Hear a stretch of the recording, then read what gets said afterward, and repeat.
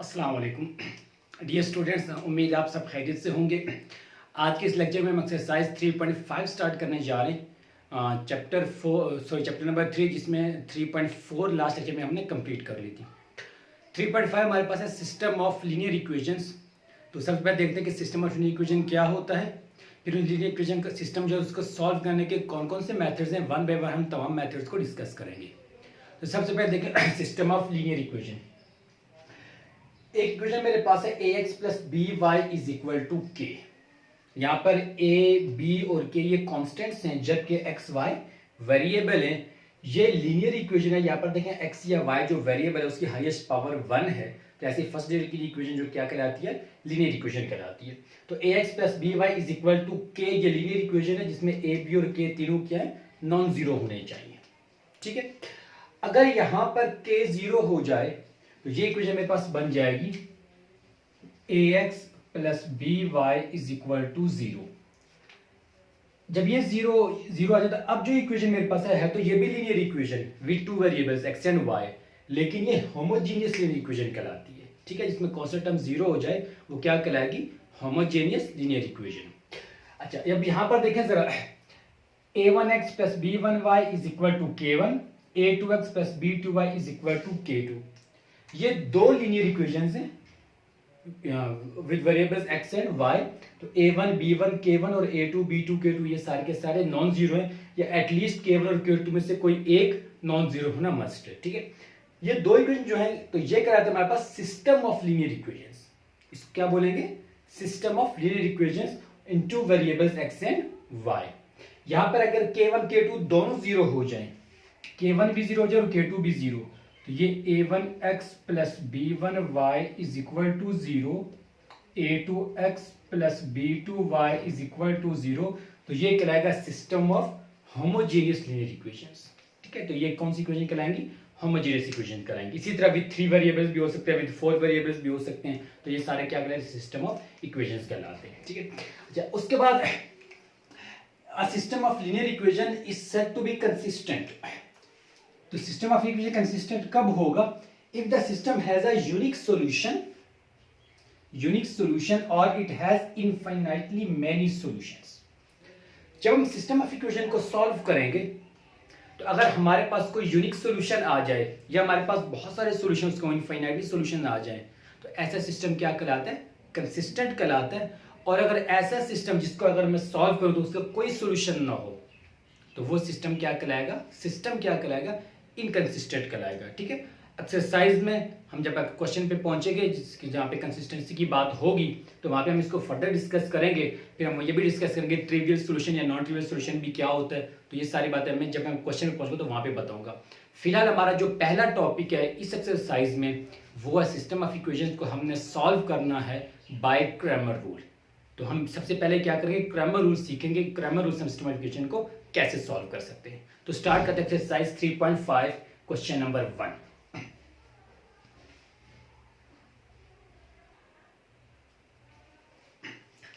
तो question number 1 मैंने लिख दिया है, solve the following systems of linear equations by Cramer rule. Equation मेरे पास ये है, system of equation 2x plus 2y plus z is equal to 3, 3x minus 2y minus 2z is equal to 1 and 5x plus y minus 3z is equal to 1। तो ये मेरे पास system of equation है जिसको मैंने solve करना है by Cramer rule.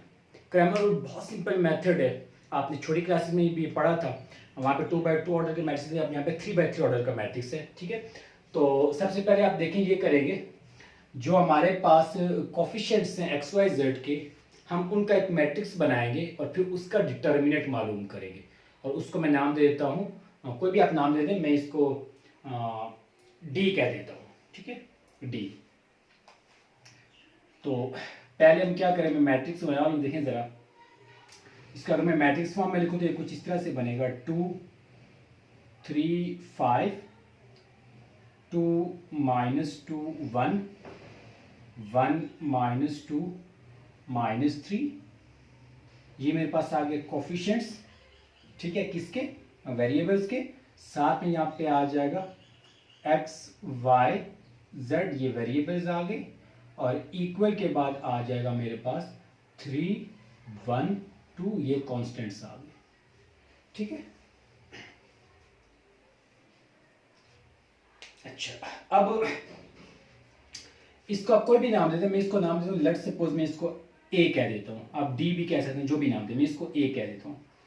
A is equal to 2 3 5 2 -2 1 1 -2 -3, मैंने इसको नाम दे दिया ए का।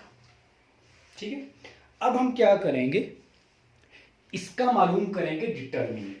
ठीक है, अब चाहे तो इसके मैं बाकी मैट्रिक्स भी आपके सामने लिख देता हूं, लेकिन ये ए आ गया। इसी तरह एक और मैट्रिक्स में बना लेता हूं ए एक्स। जब मैं ए एक्स कह रहा हूं तो इसका मतलब ये हुआ कि इस मैट्रिक्स के अंदर जो एक्स के कोफिशिएंट्स थे उनको हम रिप्लेस कर देंगे कांस्टेंट्स के साथ। देखें एक्स के कोफिशिएंट्स ये थे 2 3 5, एक्स के कोफिशिएंट्स, तो इसकी जगह मैं क्या लिख दूंगा, 2 3 5 की जगह कांस्टेंट्स 3 1 2 3 1 2। ठीक है, बाकी ये दोनों अपनी जगह पे सेम रहेंगे, 2 -2 1 एंड 1 -2 -3। इसी तरह ए के साथ मैं लगा देता हूं y। अब जब मैं ए के साथ y लिखूंगा तो याद रहे कि यहाँ पे y की वैल्यूज को रिप्लेस करें, कोफिशिएंट्स को, तो इसको रिप्लेस करेंगे हम कांस्टेंट के साथ, तो इसकी जगह आ जाएगा 3 1 2, यहाँ पे आ जाएगा 3 1 2। ये अपनी जगह पे सेम रहेगा 2 3 5, और ये भी सेम रहेगा 1 -2 -3। इसी तरह ए जेड, तो जब ए के साथ z लिखेंगे तो अब z के कोफिशिएंट्स को रिप्लेस करेंगे, इसकी जगह क्या आ जाएगा 3 1 2, यहाँ पे आ जाएगा 3 1 2, और ये दोनों अपनी जगह पे सेम 2 3 5 और 2 -2 1। ठीक है, तो ये मैंने आपके सामने 4 मैट्रिसेस बना दिए। मैट्रिक्स ए था जो कोफिशिएंट्स का मैट्रिक्स था, और उसके बाद ए के साथ जब मैं एक्स लगाऊंगा तो एक्स वाले कोफिशिएंट्स को रिप्लेस करूंगा कांस्टेंट्स के साथ, जब मैं एक्स के साथ ए के साथ वाई लगाऊंगा तो वाई को रिप्लेस कर दूंगा, और जब मैं ए के साथ जेड लगाऊंगा तो जेड वाली वैल्यूज को रिप्लेस कर दूंगा। आप इसको a1 a2 a3 कहें तो a1 कहेंगे तो फर्स्ट कॉलम को रिप्लेस करें, a2 कहेंगे तो सेकंड कॉलम को, a3 कहेंगे थर्ड कॉलम को रिप्लेस करें, तो जैसे आपको इजी लगे। अब इन सब के डिटर्मिनेंट्स मालूम करते हैं। Determinant of a 2 3 5 2 -2 1 and 1 -2 -3। ठीक है, तो क्या बनेगा इसका डिटर्मिनेंट, पहले मैं लिख रहा हूं 2, ये भी 2 लिखूंगा तो ये कोरेस्पॉन्डिंग और कॉलम ड्रॉप करें तो -2 1 -2 -3। ठीक है, सर -2 -2 तो इसकी कोरेस्पॉन्डिंग रो और कॉलम ड्रॉप तो 3 5 -2 -3 प्लस 1, जब 1 लिखूंगा तो ये रो और ये कॉलम तो 3 5 -2 1। ठीक है, अब इसको सिंप्लीफाई करें तो ये 2, तो ये आ जाएगा 3 2 6 माइनस, इसको मल्टीप्लाई करें तो -2 तो +2 हो जाएगा, -2 ये वाला, ये आ जाएगा -9 3 3 9 माइनस, और इनको मल्टीप्लाई तो 5 2 10 -9, तो माइनस कितना हो जाएगा +10 प्लस 1, ये आ जाएगा 3 1 3, माइनस के बाद इन दोनों को मल्टीप्लाई करें तो ये आ जाएगा -10, तो माइनस कितना हो जाएगा +10 हो जाएगा। ठीक है, 6 + 2 8 8 2 16, बल्कि मैं इसको अलग अलग लिख देता हूँ ताकि आप लोग गलती का चांस ना रहे। यह आ जाएगा 8 -2 10 -9 1 +1 10 + 3 13, तो यह आ जाएगा 16 -2 + 13, और ये इक्वल आ जाएगा 27 के। ठीक है, तो ये मेरे पास डिटर्मिनेंट ऑफ ए आ गया 27, और ये नॉन जीरो। अगर ये 0 आ जाए तो ये फर्दर सॉल्व नहीं होगा। ठीक है, तो ए आ गया। अब मैं मालूम करूं determinant of A x. A x ये रहा 3 1 2 2 -2 1 1 -2 -3। 3 लिखेंगे जब तो कोरेस्पॉन्डिंग रो कॉलम ड्रॉप तो -2 1 -2 -3 -2 ये वाला, तो इसका कॉलम और रो 1 2 -2 -3 +1 ये वाला 1 लिखेंगे तो ये रो और ये कॉलम तो 1 2 -2 1। ठीक है, सिंप्लीफाई करें फर्दर तो ये आ जाएगा 3, ये 3 2 ज़ा 6 माइनस, तो ये माइनस का 2 तो ये आ जाएगा +2, ये आ जाएगा -3 माइनस, तो -4 तो ये आ जाएगा +4 +1 ये आएगा 1 माइनस, तो -4 +4। ठीक है, तो इस तरह से ये बन जाएगा 3 और ये 6 + 2 8 -2 ये आ गया 1 + 1 और ये आ गया 5, तो ये बन जाएगा 8 3 = 24 -2 + 5 और ये भी कितना आ जाएगा 27।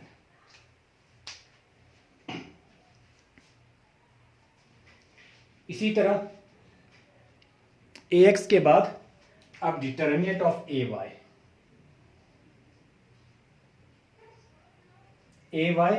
2 3 5 3 1 2 and 1 -2 -3, तो 2 रो का मेरा 1 2 -2 -3 -3 3 5 -2 -3 और +1 3 5 1 2।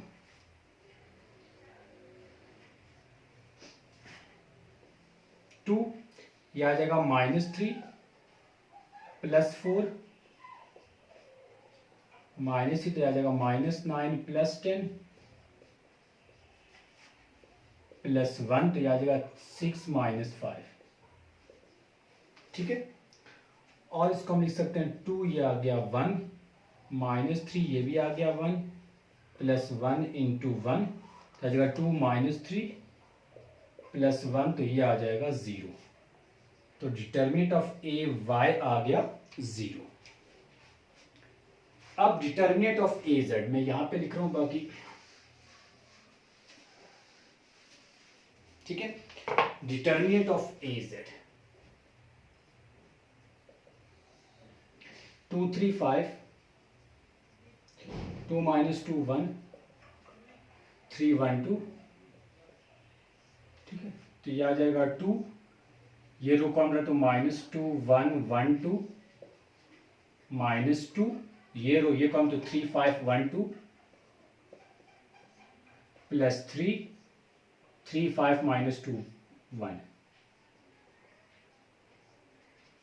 तो ये आ जाएगा 2 तो ये आ गया -4 -1 आएगा 6 -5 आएगा 3 +10 तो 2 ये आ गया -5 -2 ये आ गया 1 +3 तो ये आ गया 13। तो ये बन जाएगा हमारे पास, मैं यहीं पर लिख देता हूँ -10 -2 + 13 9 और ये भी आ जाएगा 27 डिटर्मिनेंट ऑफ az। ठीक है, अच्छा अब देखिए सारे डिटर्मिनेंट्स निकाल लिए, तो अब फाइनल स्टेप में क्या करेंगे, हमें इसको सॉल्व करने और सॉल्व करने का मतलब है कि एक्स वाई जेड की वैल्यूज मालूम करनी है। तो अब जो लास्ट स्टेप इसमें हो जाएगा, नाउ x इक्वल होता है determinant of ax over determinant of a। ठीक है, y इक्वल होगा determinant of ay over determinant of a और z इक्वल होगा determinant of az over determinant of a। ये फॉर्मूले, तो इस तरह से डिटर्मिनेंट ऑफ ax कितना था 27 divided by determinant of a भी कितना आ गया 27, तो ये बन गया 1। y डिटर्मिनेंट ऑफ ay ये 0 और डिटर्मिनेंट ऑफ a 27 तो ये आ जाएगा 0 and z determinant of az 27 determinant of a ये भी 27 तो ये किसके इक्वल आ जाएगा 1 के इक्वल है। तो जो सोल्यूशन हमारे पास बनेगा एक्स वाई जी का वो आ जाएगा 1 0 1। ठीक है, तो ये इसको हमने सॉल्व कर दिया। और ये मेथड था कौन सा, क्रैमर रूल। बहुत सिंपल मेथड है, आपको बड़ी आसानी से समझ में आ गया होगा। आपने सबसे पहले कोएफिशिएंट्स के, मैट्रिक्स के जो कोएफिशिएंट्स हैं, वेरिएबल के कोएफिशिएंट्स, उनका क्या करना है, डिटरमिनेंट बनाना है। आप उसका डिटरमिनेंट निकालें, फिर एक्स के कोएफिशिएंट्स को कांस्टेंट के साथ रिप्लेस करें, ए एक्स का डिटरमिनेंट, इसी तरह ए वाई और ए जेड का डिटरमिनेंट, और लास्ट में क्या करेंगे, ये फॉर्मूला अप्लाई करके तो आप एक्स वाई जेड की वैल्यू मालूम कर लेंगे।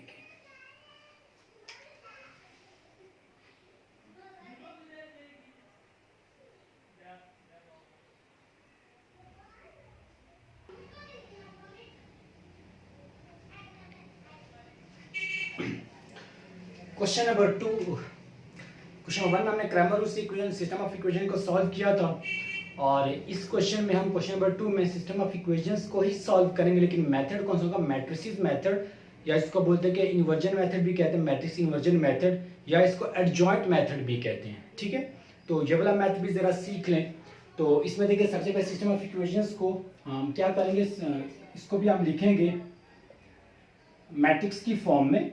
तो x - 2y + z = -1, 3x + y - 2z = 4 and y - z = 1। इसको मैट्रिक्स में लिखेंगे जब, तो कोएफिशिएंट्स का मैट्रिक्स x का कोएफिशिएंट 1 3 और यहाँ पर x नहीं है तो क्या आ जाएगा 0 1 3 0, -2 1 1 1 -2 -1। ठीक है, ये आगे कोएफिशिएंट्स, यहाँ पे आ जाएगा वेरिएबल जो कि यहाँ पर मेरे पास है एक्स वाई जेड, और इज इक्वल टू कांस्टेंट -1 4 1। ठीक हो गया। अब इनको नाम दे देते हैं, लेट a = 1 3 0 -2 1 1 1 -2 -1। इसको a का नाम दे दिया, इसको कैपिटल X का नाम दे देते हैं एक्स वाई जेड,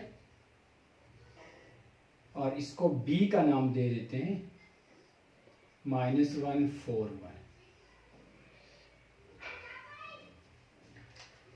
ठीक है यहां तक। अब देखें, जब मैंने इसको a कहा, इसको x और इसको b, तो ये मेरे पास बन जाएगा a x = b, और x हो जाएगा a इनवर्स b, और इनवर्स का मतलब होता है adjoint of a divided by determinant of a, और साथ में आ जाएगा b। इसको नाम दे देते हैं इक्वेशन 1 का। ठीक है, तो अब हमें क्या करना है, डिटर्मिनेंट ऑफ a मालूम करेंगे, एडजॉइंट ऑफ a मालूम करेंगे, और b दिया हुआ है तो यहाँ पे वैल्यूज पुट करके इसको हम सिंप्लीफाई करेंगे। तो सबसे पहले मैं मालूम करने जा रहा हूं determinant of a। Determinant of a 1 3 0 -2 1 1 1 -2 -1। ठीक है, और ये आ जाएगा 1, कोरेस्पॉन्डिंग रो और कॉलम ड्रॉप में तो आ जाएगा 1 1 -2 -1। मैं बाय कॉलम एक्सपेंड कर रहा हूँ, -3 3 हुआ तो इसकी कोरेस्पॉन्डिंग रो और कॉलम ड्रॉप, तो -2 1 1 -1 +0, तो 0 के साथ लिखने की जरूरत नहीं है क्योंकि वो वैसे ही सारा 0 हो जाएगा। ये वाला 1 ये रहा, क्या आ जाएगा -1 माइनस, तो ये माइनस का 2 तो +2 आ गया, क्या आ जाएगा 2 -1, तो ये आ जाएगा 1, यहाँ पे भी आ गया 1 -3, ये आ गया 1 1 -3, तो ये आ गया -2। ठीक है, ये आ गया डिटर्मिनेंट ऑफ ए। तो ये नॉन सिंगुलर मैट्रिक्स है, डिटर्मिनेंट 0 नहीं आया, तो ये फर्दर प्रोसीड होगा, यानी कि इसका हम इनवर्स मालूम कर सकते हैं। ठीक है, तो ये आ गया डिटर्मिनेंट। अब क्या करेंगे, एडजॉइंट निकालते हैं, एडजॉइंट ऑफ ए।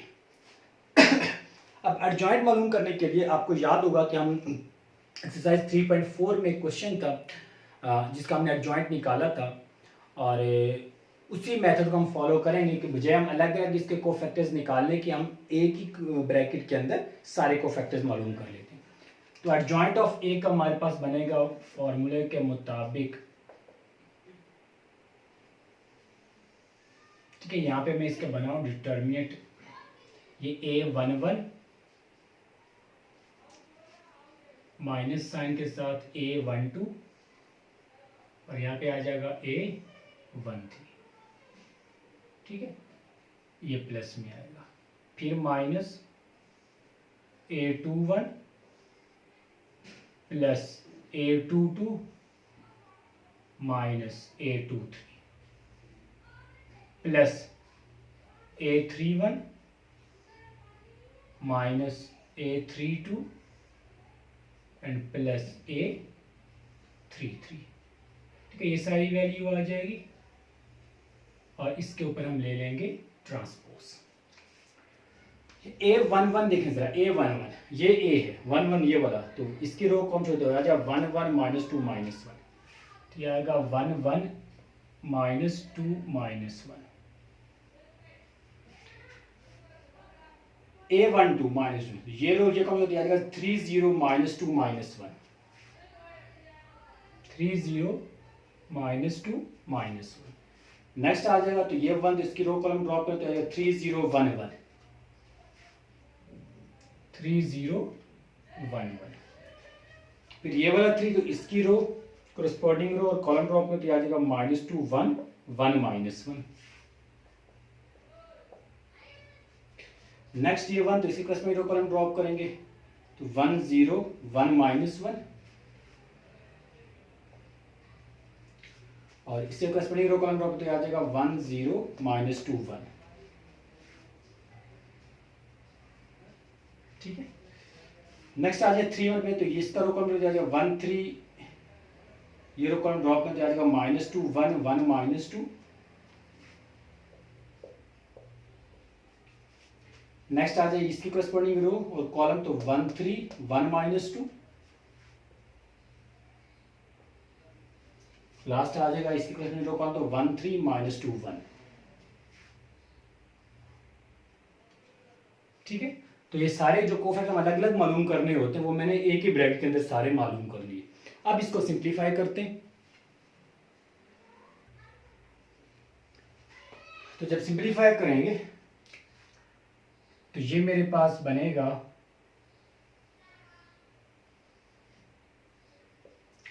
ये आ जाएगा -1 और ये माइनस में +2, -1 +2, ठीक है, माइनस साइन ये वाला, तो ये आ जाएगा 2 -1, ये प्लस साइन है, तो ये आ जाएगा 2 2 4 -1, ये वाला माइनस साइन, ये आ जाएगा -3 माइनस में +0, ये आ जाएगा -1 -0 और ये आ जाएगा -2 -3, ठीक है। इसे यहाँ पर 3 -0 बाय प्लस साइन है, ये आ जाएगा 1 +0, ये आ जाएगा 1 +6 और इस पे था मेरे पास ट्रांसपोज। 2 -1 1, 2 -1 1 और बाहर माइनस है तो ये आ जाएगा -1, 4 -1 3, -3 तो बाहर भी माइनस है तो ये आ जाएगा प्लस का 3 -1 और -2 और -3 -5 और बाहर भी माइनस है तो ये आ जाएगा +5, ये आ जाएगा 3 -1 और ये आ गया 7, ठीक है। अब इसका ट्रांसपोज लेंगे, तो ट्रांसपोज लेने के नतीजे में मेरे पास एडजॉइंट ऑफ ए आ जाएगा 1 3 3 -1 -1 -1 3 5 7 यानी हमने रोज को कॉलम्स में चेंज कर दिया। ठीक है, तो ये आ गया एडजॉइंट ऑफ ए। डिटरमिनेंट हमने निकाल लिया, एडजॉइंट निकाल लिया। अब हम क्या करेंगे, इन वैल्यूज को पुट करते हैं इक्वेशन 1 में। तो मैं यहां से इसको जरा मिटा देता हूं।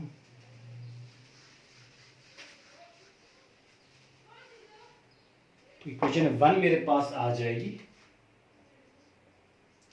ये था x इज इक्वल टू, यहाँ पे मैं लिख देता हूँ 1 अपॉन डिटर्मिनेंट ऑफ ए, इसको अलग करता हूँ, adjoint of a into b. X की वैल्यू क्या आती है, x y z is equal to 1 upon determinant of a -2, यहां पे आ जाएगा एडजॉइंट ऑफ ए जो कि क्या था 133 -1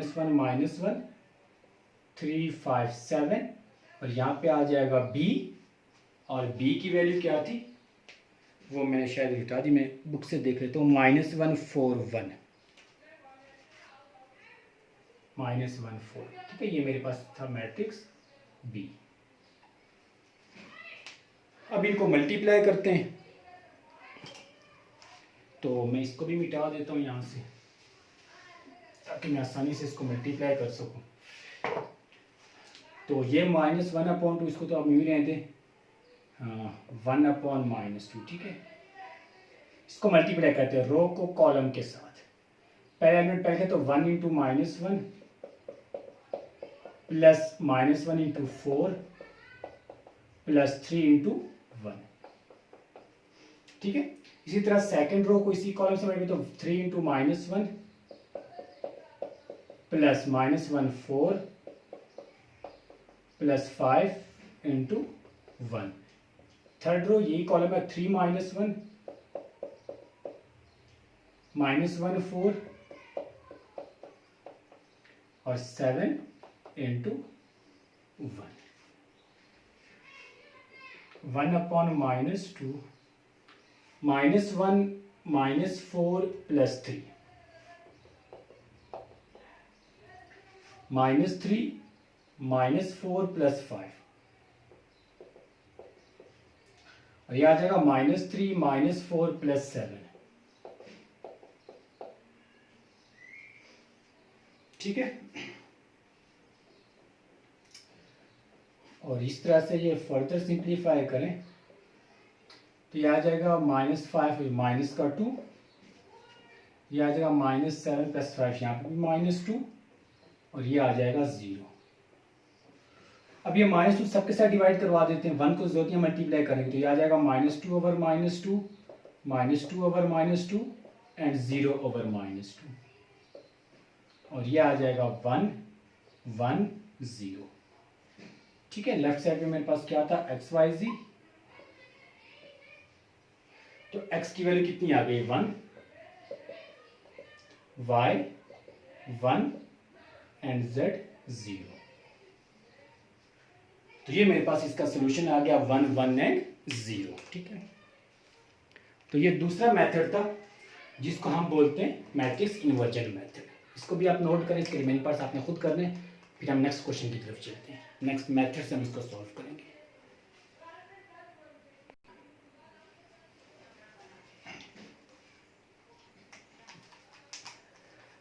क्वेश्चन नंबर 1 में क्रैमर रूल से हमने सॉल्व किया था। क्वेश्चन नंबर 2 में हमने सिस्टम ऑफ इक्वेशन को सॉल्व किया था एडजॉइंट मेथड से, या मैट्रिक्स मेथड आप कह सकते हैं।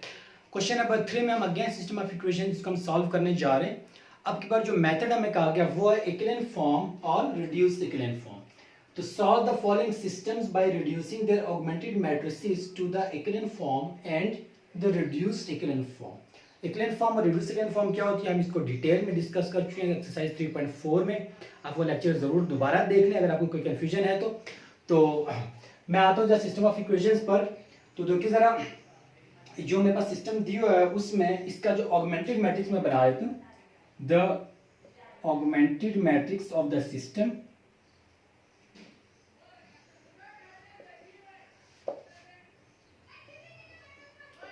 ऑगमेंटेड मैट्रिक्स, इसको मैं 1 का नाम देता हूँ ऑफ 1, तो ये क्या हो जाएगा 1 2 5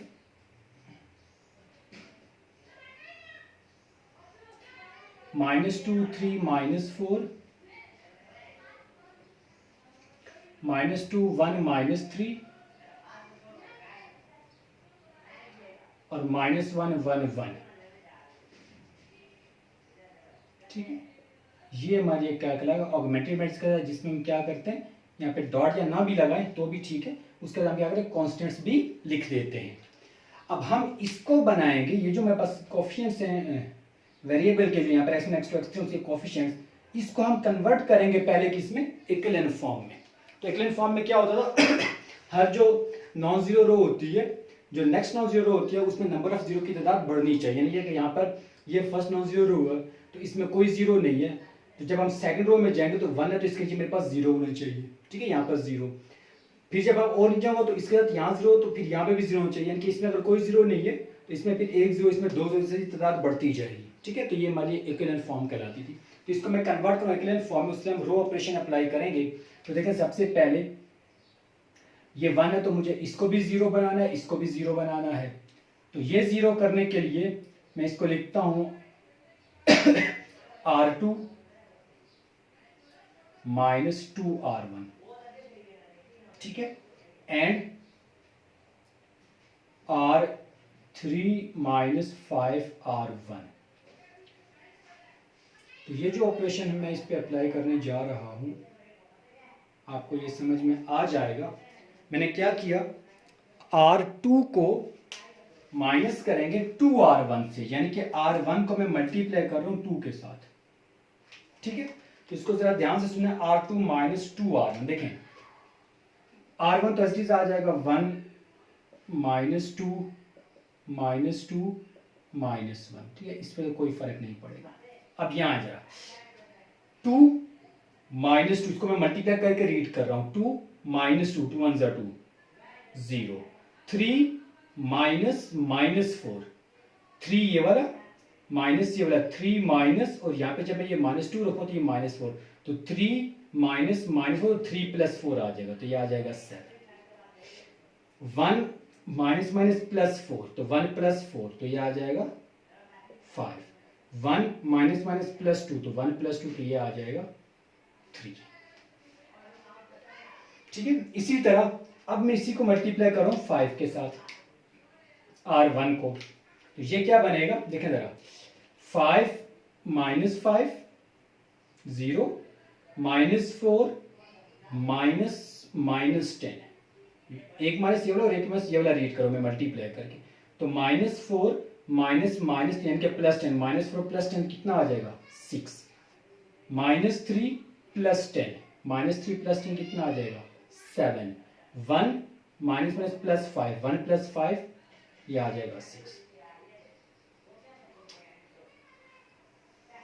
ठीक हो गया। तो अब 1 के जो दोनों 0 आ गए, अब मुझे इसमें 0 तो यहाँ पे इसको 1 बनाना है, तो ये 1 करने के लिए या तो मैं इसको 7 से डिवाइड करवा दूं तो वो यहाँ फ्रैक्शन में चला जाएगा, तो उससे बेहतर यह है कि मैं R2 में से R3 को माइनस कर दूं, ये देखिए 7 - 6 1 हो जाएगा। तो इस पर मैं अप्लाई कर रहा हूँ R2 - R3, R2 - R3, तो R1 तो सेम रहेगा 1 -2 एंड -1। ठीक है, ये एज इट इज आ जाएगा।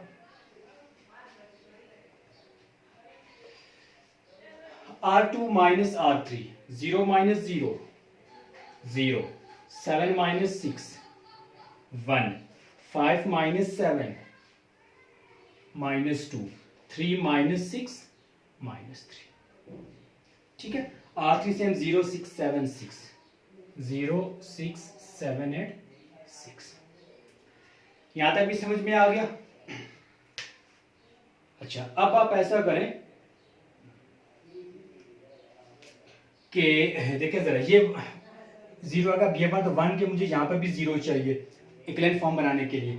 ये 0 कैसे आएगा, R3 - 6 R2, R3 - 6 R2। अब मैं ये अप्लाई कर रहा हूं, तो चेंजिंग किस में आएगी R3 में, तो ये मैं 1 0 0 -2 1 -2 -2 -1 -3, ये मैं एज इट इज लिख देता हूँ। बाकी वैल्यूज ये जो चेंज होगी वो मैं यहाँ पे आ जाएगा। अब देखें ज़रा, अब हम क्या करेंगे, मल्टीप्लाई कर रहा हूँ मैं इसको 6 के साथ, तो R3 -6 R2, तो देखें ज़रा 0 -0 0 ही रहेगा, 6 -6, इसको मैं मल्टीप्लाई करके रीड कर रहा हूँ 6, और ये 6 1 जा 6, 6 -6 क्या हो जाएगा 0। 7 -12, तो 7 + 12 यानी कि, तो ये आ जाएगा 19। 6 -18, 6 + 18, तो यहाँ पे आ जाएगा 24। ठीक है, ये भी समझ में आ गया। अब देखिए हमने क्या करना है, ये भी 0 आ गया, ये 0 आ गया। अब मुझे यहाँ पर इसको 1 बना ले, इसको भी 1 बना ले। इसको 1 बनाने के लिए हम क्या करेंगे, इसको 19 से डिवाइड कर देंगे, या 1/19 मल्टीप्लाई पे, या इसको यूँ लिखते हैं 1/19 R3। तो R3 को मैंने 19 के साथ डिवाइड कर दिया, तो ये बन जाएगा 1 0, इसको 0 से डिवाइड करते यही रहेगा, -2 1 0 -2 -2, तो याद रखा 19/19 यानी कि 1, और ये -1 -3, तो याद रखा 24/19। ठीक है, 24/19 आ जाएगा। अब आप देखें जरा, ये 1 था फर्स्ट नॉन जीरो, उसके नीचे 0 आ गया, ठीक है 1 0, फिर आप जो नॉन जीरो से पहले 2 0, तो यहाँ पे जो नंबर ऑफ जीरोस बढ़ती जा रही है, तो ये जो फॉर्म है ये क्या कहलाती है, ये इक्विवेलेंट फॉर्म कहलाती है। अब इसको हम सिंप्लीफाई करेंगे इक्विवेलेंट फॉर्म में, तो ये कन्वर्ट होगा, विच इज इक्विवेलेंट फॉर्म, ये आ गया हमारे पास। ठीक है, तो अब ये इसको ये करेंगे, देखें जरा ये कोफिशिएंट किसके थे, x1 x2 x3 कोफिशिएंट थे, x1 x2 x3, तो इसको हम रिवर्स ऑर्डर में सिंप्लीफाई करेंगे। या चलिए मैं पहले इक्वेशन लिख देता हूँ, देखें जरा, ये आ जाएगा 1x1 -2x2 -2x3 is equal to -1। ठीक है, और यह जगह 0x1 की जरूरत नहीं है, 1x2 -2x3 is equal to -3। 0x1 + 0x2 + x3 is equal to 24/19। इसको मैं नाम देता हूँ इक्वेशन 1, तो मैंने पहले बनाई हुई है, तो इसको मैं 2 का नाम देता हूँ, और इसको नाम देता हूँ 3 का। ठीक है, x3 की वैल्यू आ गई। अब इस x3 की वैल्यू को मैं पुट करता हूँ इक्वेशन 3 में, तो इक्वेशन 3 मेरे पास है x2 इज इक्वल टू, ये माइनस से राइट साइड पे जाकर कितना हो जाएगा, प्लस का 2x3 और -3, तो यहाँ पे मैं वैल्यू पुट कर दूं x3 की, जो कि थे 24/19 -3, तो इसके नीचे 1 लगा के तो 19 एलसीएम आ जाएगा, तो यह आ जाएगा 48 -93 57, और ये आ जाएगा 48 -57 कितना हो जाएगा, -9। ठीक है, -9/19 आ जाएगा। तो ये मेरे पास आ गया x2। अब x2 आ गया, x3 आ गया, दोनों में यहाँ पुट करें तो क्या मिल जाएगा, x1। तो इक्वेशन 2 क्या बन जाएगी यहां से, तो x1 बन जाएगा मेरे पास is equal to 2x2 + 2x3 -1। ठीक है, दोनों को मैं राइट साइड पे ले गया। अब वैल्यूज पुट करते हैं, तो यह आ जाएगा 2x2 की वैल्यू -9/19 + 2x3 24/19 -1, तो यह आ जाएगा -18 + 48 -19, इसकी जब 1 लगा के मैं तीनों का एलसीएम ले लिया, डिवाइडेड बाय 19, तो -18 और -19, माइनस का 37 और + 48, ये आ जाएगा 11, ये आ जाएगा 11/19, तो ये आ गया x1। तो देखिए सर मेरे पास x1 x2 x3 की वैल्यूज आ गई हैं, 11/19 -9/19 एंड 24/19। तो ये हमने इसको सॉल्व किया मैंने इक्विवेलेंट फॉर्म से। अब इसको हम सॉल्व करेंगे यहीं से आगे रिड्यूस इक्विवेलेंट फॉर्म, ठीक है। तो अब देखें जरा वो क्या होती है, पहले आप इसको नोट करें, फिर ताकि मैं इसको यहाँ से मिटा कर तो आगे इसको कंप्लीट करता हूँ।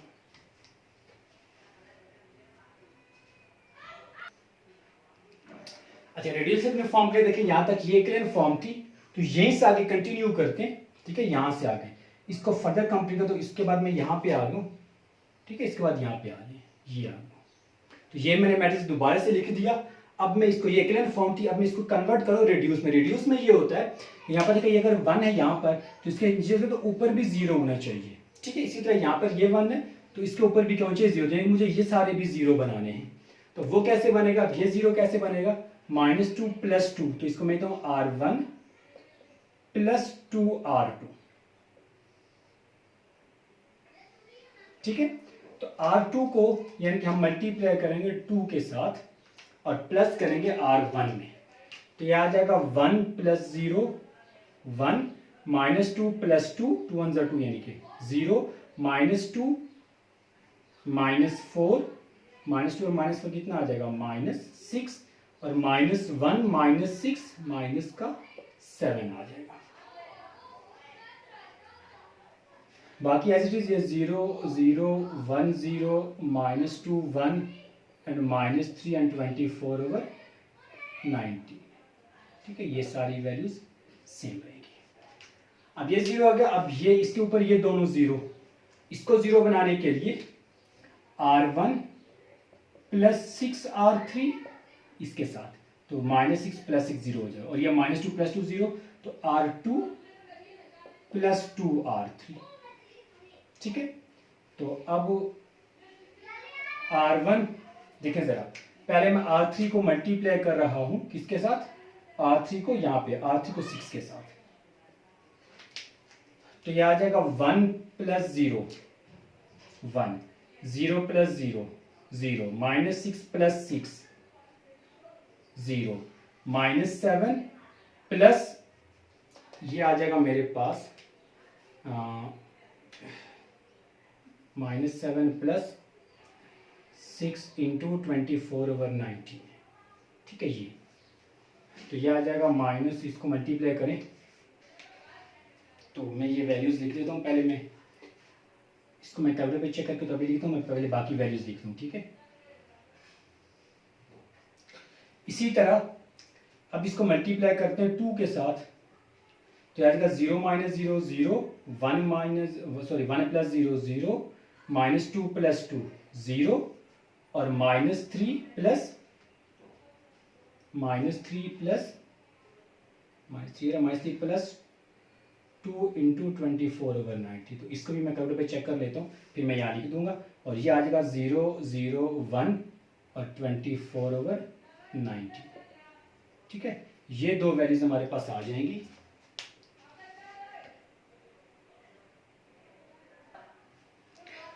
तो देखा जरा, इसका जब एलसीएम लेंगे 90, तो क्रॉस मल्टीप्लाई -130 + 144, तो ये आ जाएगा 11/19, और इसका एलसीएम लेंगे 19, तो क्रॉस मल्टीप्लाई, तो ये आ जाएगा -9/19। तो आप देखेंगे जरा x1 + 0x2 + 0x3, यानी कि x1 कितना आ गया 11/19, ये 0x1 + 1x2 + 0x3, तो x2 कितना आ जाएगा -9/19, और 0x1 + 0x2 + 1x3, x3 आ जाएगा मेरे पास 24/90। तो यहाँ से मैंने इसको सॉल्व किया था x1 x2 x3 by equivalent form, और ये आ गया रिड्यूस इक्विवेलेंट फॉर्म से, ठीक है। तो आप इसके जो दो पार्ट्स और हैं, जब आप उनकी खुद से प्रैक्टिस करेंगे तो थोड़ा सा आपको टाइम लगेगा पहला क्वेश्चन करते हुए, लेकिन जब आप 2-3 क्वेश्चन इसको या 2-3 दफा आप इसकी प्रैक्टिस करें तो फिर आप बड़ी स्पीड से इसको सॉल्व कर लेंगे।